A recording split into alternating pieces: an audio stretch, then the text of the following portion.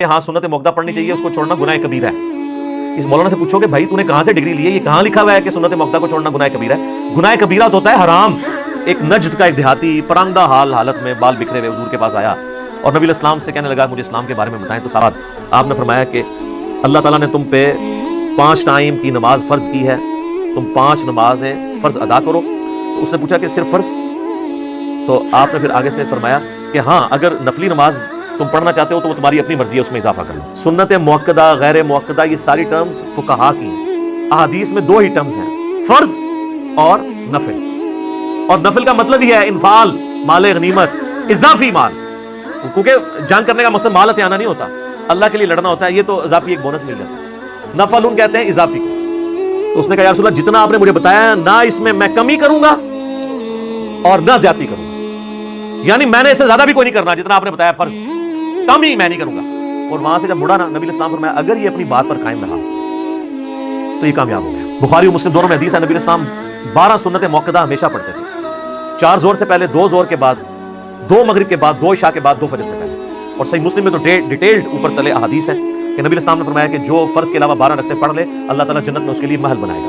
یہ نہیں کہا کہ جو نہیں پڑھے گا تو وہ جنت میں ہی نہیں جائے گا، بس یہ اضافی ہے، محل بنائے گا۔ سیدنا سعد ابن ابی وقاص جو فاتح ایران ہیں، ان کے بارے میں گولڈن جیل سے الموطا امام مالک میں موجود ہے کہ وہ تو عشاء کی نماز کی 5 رکعتیں پڑھتے تھے، 4 فرض اور 1 وتر۔ آپ نے تو 17 رکعتیں بتائی ہوئی ہیں عشاء کی۔ سعد ابن ابی وقاص ان سے زیادہ تو کوئی دیندار نہیں تھا نا۔ تو آپ یہ کہیں گے کہ نعوذ باللہ وہ جو کہتے ہیں یہ جی وہ 6 لوگوں پہ اللہ کی لعنت ہے، اس میں جو سنت بھی چھوڑ دے، تو آپ سعد ابن ابی وقاص پہ یہ ترمذی کی حدیث فٹ کریں گے؟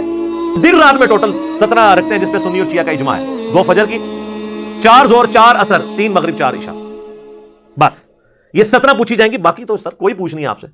ایک نجد کا ایک دیہاتی پرانگدہ حالت میں بال بکھرے ہوئے حضور کے پاس آیا اور نبی علیہ السلام سے کہنے لگا مجھے اسلام کے بارے میں بتائیں۔ تو صحابہ کہتے ہیں ہم تھوڑا قریب ہوئے تو ہمیں پتہ چلا وہ اسلام کے بارے میں پوچھ رہا ہے۔ تو نبی صلی اللہ علیہ وآلہ وسلم نے وہی توحید اور اقرار رسالت کے بعد آپ نے فرمایا کہ اللہ تعالیٰ نے تم پہ 5 ٹائم کی نماز فرض کی ہے، تم 5 نمازیں فرض ادا کرو۔ تو اس نے پوچھا کہ صرف فرض؟ تو آپ نے پھر آگے سے فرمایا کہ ہاں اگر نفلی نماز تم پڑھنا چاہتے ہو تو وہ تمہاری اپنی مرضی ہے، اس میں اضافہ کر لو۔ اور یہ یاد رکھیے گا سنت موقدہ، غیر موقدہ، یہ ساری ٹرمز فقہا کی ہیں۔ احادیث میں 2 ہی ٹرمز ہیں، فرض اور نفل۔ اور نفل کا مطلب ہی ہے انفال، مال غنیمت، اضافی مال، کیونکہ جنگ کرنے کا مقصد مال ہتھیانا نہیں ہوتا، اللہ کے لیے لڑنا ہوتا ہے، یہ تو اضافی ایک بونس مل جاتا ہے۔ نفل ان کہتے ہیں اضافی کو۔ پھر نبی علیہ السلام فرمایا کہ فرض روزے رکھو، ہاں مگر اگر تم نفلی رکھنے چاہو تو تمہاری مرضی۔ اب مجھے بتائیں کتنا کوئی بیوقوف ہوگا جو یہ کہے کہ جی چونکہ صحیح مسلم میں آتا ہے کہ نبی علیہ السلام مہینے میں 3 روزے رکھتے تھے نفلی، جب تک وہ نفلی روزے نہیں کوئی رکھتا نا تو اس کے فرض روزے بھی قبول نہیں ہوں گے۔ بیوقوف ہی ہوگا۔ اس سے بھی سمجھنا ہے تو اگلی بات جو نبی علیہ السلام نے کہی کہ فرض زکات ادا کرو۔ آج تک کسی مولوی نے کہا کہ جو نفلی صدقات نہیں کرتا نا تو اس کی فرض زکات بھی قبول نہیں ہوتی۔ الٹا یہ تو آپ کو کہتے ہیں کہ جناب آپ 2.5% زکات دے دیں، جتنا مرضی مال جوڑیں، کم چک کے رکھو، سانو بھی دے رہے بس 2.5% دے دو، باقی آپ کی مرضی ہے جتنا مرضی جوڑیں۔ وہاں کیوں نہیں کہتے کہ جب تک نفل نہیں پڑھو گے، تب تک سنت صدقے نہیں کرو گے، تمہارا فرض بھی قبول نہیں ہوں گے، زکات میں نہیں ہوں گے؟ یہ کہتے ہیں تو زکات میں خالی فرض قبول ہو جائے، جب فرض نماز کی باری ہے تو اس میں 7 سنتوں کو ضروری بتا دیتے ہیں۔ علمی جواب، اینٹی وینم، الزامی جواب پنجابی میں پھوٹی۔ تو اس نے کہا یا رسول اللہ جتنا آپ نے مجھے بتایا نہ اس میں کمی کروں گا اور نہ زیادتی کروں گا، یعنی میں نے اس سے زیادہ بھی کوئی نہیں کرنا جتنا آپ نے بتایا فرض، کم ہی میں نہیں کروں گا۔ اور وہاں سے جب مڑا نا نبی علیہ السلام فرمایا اگر یہ اپنی بات پر قائم رہا تو یہ کامیاب ہو گیا۔ تو کامیابی کے لیے کچھ چاہیے۔ ہاں میں نہیں کہتا آپ نوافل نہ پڑھیں، ضرور پڑھیں، فضیلت ہے۔ بخاری اور مسلم دونوں میں حدیث ہے، نبی علیہ السلام 12 سنت موقدہ ہمیشہ پڑھتے تھے، 4 زور سے پہلے، 2 زور کے بعد، 2 مغرب کے بعد، 2 عشاء کے بعد، 2 فجر سے پہلے۔ اور صحیح مسلم میں تو ڈیٹیلڈ اوپر تلے احادیث ہے کہ نبی علیہ السلام نے فرمایا کہ جو فرض کے علاوہ 12 رکھتے پڑھ لے اللہ تعالیٰ جنت میں اس کے لیے محل بنائے گا۔ یہ نہیں کہا کہ جو نہیں پڑھے گا تو وہ جنت میں ہی نہیں جائے گا، بس یہ اضافی ہے، محل بنائے گا، کہ یہ ایک فضائل اور بھی اعمال کے اوپر ہے۔ اب اس کو کمپلسری بنانا یہ تو سن، ہاں آپ وتر ہیں وہ بھی نفلی ہے، مسند امام احمد میں ہے، سنن دارمی میں مولا علی کا قول موجود ہے، ابو داؤد ترمذی میں بھی ہے، وہ سند کمزور ہے، دارمی اور مسند احمد کی سند متصل ہے۔ مولا علی کہتے ہیں کہ وطر سنت ہے سنت ہے سنت ہے، مگر اسے مت چھوڑو. یعنی وہ کہہ رہے ہیں کہ یہ نفلی نماز ہے لیکن چھوڑو نا، پڑھ لو افضل ہے.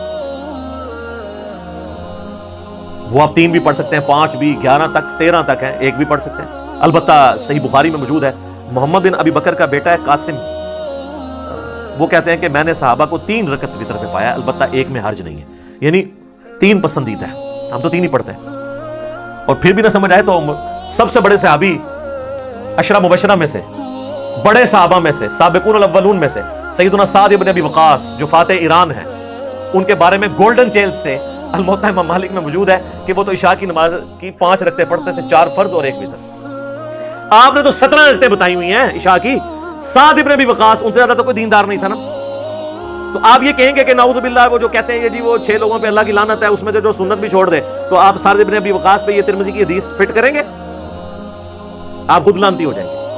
وہ مسئلہ اور ہے، وہ سنت کو حقیر سمجھ کے نفرت کے ساتھ چھوڑنے والے کے لیے ہے. اور بھی اور چیزیں ہیں، وہ میرا یوٹیوب پہ کلپ ہے بڑا ڈیٹیل، سنت چھوڑنے والے پر لعنت، وہ دیکھ لیں، میں نے 14 طبق آپ کے روشن کیے ہیں. تو سعد ابن ابی وقاص تو 2 سنت موقدہ بھی نہیں پڑھتے تھے اور وتر بھی 1، اور اس میں الفاظ ہیں ہمیشہ کے ہیں، ان کی یہ روٹین تھی. نیچے ویسے امام مالک نے لکھا ہے کہ لیکن میرے نزدیک 3 وتر پڑھنے چاہیے، لیکن انہوں نے بھی سعد ابن ابی وقاص پہ یہ اعتراض نہیں کیا کہ سنت موقدہ چھوڑ رہے ہیں، وتروں کی تعداد پہ انہوں نے اعتراض کیا ہے.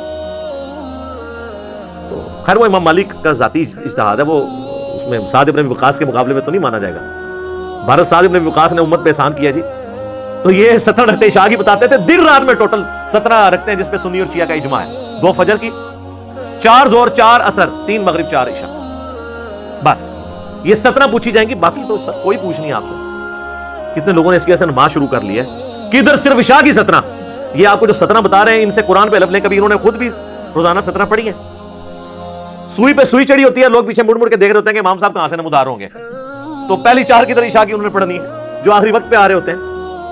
اور ہم نے اگلی سہولت دی ہے کہ جو بچوں والی عورتیں ہیں، یہ میں نے نہیں سہولت دی، نبی علیہ السلام نے سہولت دی ہے. صحیح مسلم میں اوپر تلے 10 احادیث ہیں 1629 سے لے کے آنورڈ کہ نبی علیہ السلام نے، ابن عباس کہتے ہیں، بغیر خوف کے، بغیر بارش کے، بغیر سفر کے مدینہ شریف میں ہمیں ظہر اور عصر بھی جمع کروائی اور مغرب اور عشاء بھی جمع کروائی.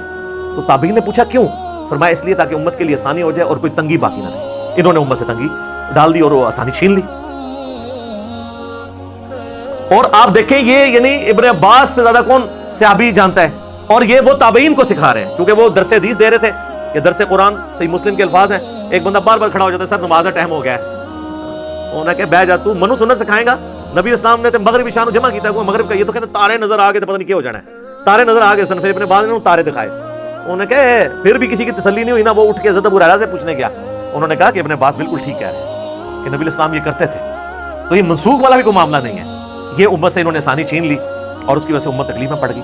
جمع تقدیم بھی درست ہے، یعنی زور کے ساتھ اثر پڑھنا. جمع تاخیر یعنی اثر کے ساتھ زور پڑھنا، اور سینٹر میں جمع سوری اسے کہتے ہیں، وہ بھی درست ہے. اور جمع سوری پہ تو اجماع ہے کہ آخری وقت میں آپ زور پڑھ لیں اور اول وقت میں اثر پڑھ لیں. یعنی اگر آج کل 2:50 پہ تقریباً وقت شروع ہو رہا ہے اثر کا، تو آپ 2:40 پہ زور پڑھ لیں اور 2:50 پہ جا کے اثر پڑھ لیں اسی وضو سے. اس پہ تو حنفی بھی قائل ہے کہ جمع سوری جائز ہے. ویسے تو آسانی ہے، 12 بجے کے قریب وقت شروع ہو رہا ہے نا زور کا، غروب آفتاب ہو رہا ہے 5 بجے، 12 سے 5 تک آپ جس وقت مرضی چاہیں جمع کر سکتے ہیں. اور اس طریقے سے غروب آفتاب ہو رہا ہے 5 سے لے کے فجر کا وقت تقریباً داخل ہو رہا ہے 5:05 پہ، اس وقت تک آپ کسی وقت مغرب اور عشاء جمع کر سکتے ہیں فجر کا وقت داخل ہونے سے پہلے. یہ تو اللہ نے آسانی دی ہے. یوٹیوب پہ میرا ڈیٹیل کلپ بھی موجود ہے نمازوں کو جمع کرنا. اس کی وجہ سے لوگوں نے نمازیں شروع کر دی ہیں. تو آپ لوگوں کو پہلے اس پہ لگائیں، پھر آہستہ آہستہ لوگ آئیں گے. ہم نہیں کہتے ہیں سنت، میں پوری کوشش کرتا ہوں سنت کا اہتمام کروں. ہمارے بھائی بھی کرتے ہیں، کیونکہ وہ حدیث ہے ابو داؤد کے اندر کہ قیامت والے دن جس کے فرائض میں کوئی کمی نکلے گی تو اللہ تعالیٰ فرمائے گا میرے بندے کی نفلی باتیں دیکھو، اگر موجود ہیں تو ان کو فرضوں کی جگہ تول لو. تو آٹومیٹکلی یہ جو آپ سے قضائے عمریاں پڑھواتے رہتے ہیں پرانے سالوں کی، جی آج تک جتنی بھی قضا ہوئی وہ چھوڑیں، توبہ کی ہے بس آپ سے شروع کریں، آٹومیٹکلی آپ کی وہ توبہ سے معافی ہو جائے گی. اور ویسے بھی جو آپ سنت کے ساتھ پڑھیں گے اس کے ایکویلنٹ تول لی جائیں گی، کوئی ٹینشن لینے کی ضرورت نہیں ہے. آٹومیٹکلی آپ کی قضائے عمری روزانہ بنتی جا رہی ہے. تو یہ آپ امت کو مشکل میں نہ ڈالیں. تو ہمارے وہ عمران بھائی نے یہ بات کی ہے، تو اس بات کے اوپر کوئی ان پہ توہین مذہب کا الزام نہیں لگتا تھا. زیادتی کی ہے سیکورٹی گارڈ نے، اور اس سے بڑی زیادتی ان علماء کی ہے جنہوں نے اس طرح کی ڈاکٹرین لوگوں کو پڑھائی ہے اور لوگوں کو صحیح یعنی علم نہیں سکھایا. حتیٰ کہ آپ دیکھیں وہ ان کے جنازے پہ جو عمران بھائی کو سپورٹ کر رہے ہیں عالم دین، وہ بھی کہہ رہے ہیں کہ ہاں سنت موقدہ پڑھنی چاہیے، اس کو چھوڑنا گناہ کبیرہ ہے. اس مولانا سے پوچھو کہ بھائی تو نے کہاں سے ڈگری لی ہے، یہ کہاں لکھا ہوا ہے کہ سنت موقدہ کو چھوڑنا گناہ کبیرہ ہے؟ گناہ کبیرہ تو ہوتا ہے حرام. تو یہ حرام کہاں لکھا ہوا ہے؟ احادیث کا بھی تھوڑا مطالعہ کر لیں, بابوں سے نکلیں, کتابوں کے دین پہ آئیں, تو آپ کو پتہ چلے گا کہ کتابوں کا دین اور ہے. میں نے یہ ضروری سمجھا اس کو اتنا ڈیٹیل سے بیان کرنا کہ ظاہر ہے کہ جو لوگ جہاں جہاں پر بھی کتاب و سنت کے منہج پہ آتے ہیں, دعوت حق سے اٹیچ ہوتے ہیں, وہ بیچارے اس واقعے سے ڈسکریج ہوئے ہیں.